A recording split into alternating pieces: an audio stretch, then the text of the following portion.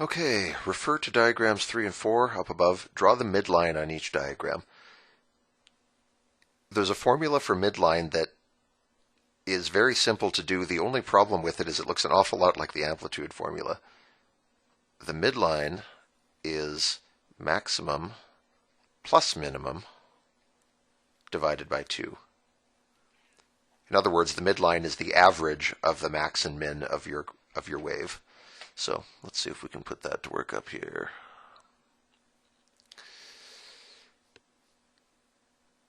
Diagram 3. They didn't label this incredibly well, did they?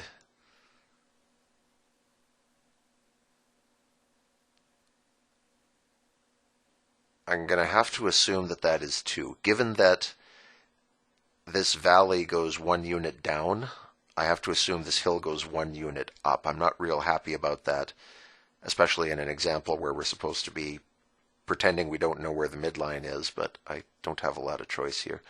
So my midline here is maximum plus the minimum, which is 0, divided by 2. My midline is at 1. So its equation is y equals 1.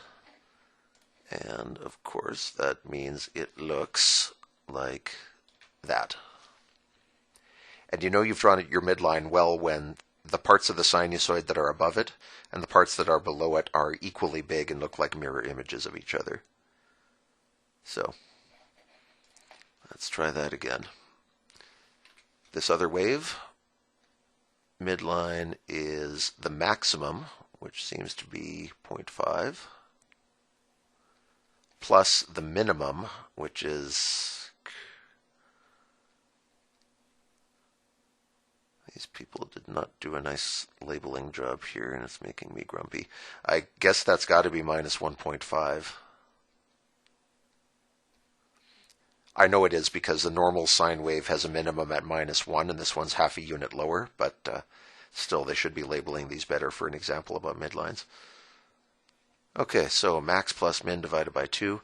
0.5 plus negative 1.5 is -1. Cut that in half and you get negative 0.5. So the equation of the midline is just y equals negative 0.5. That's a horizontal line, and it ought to go something like that.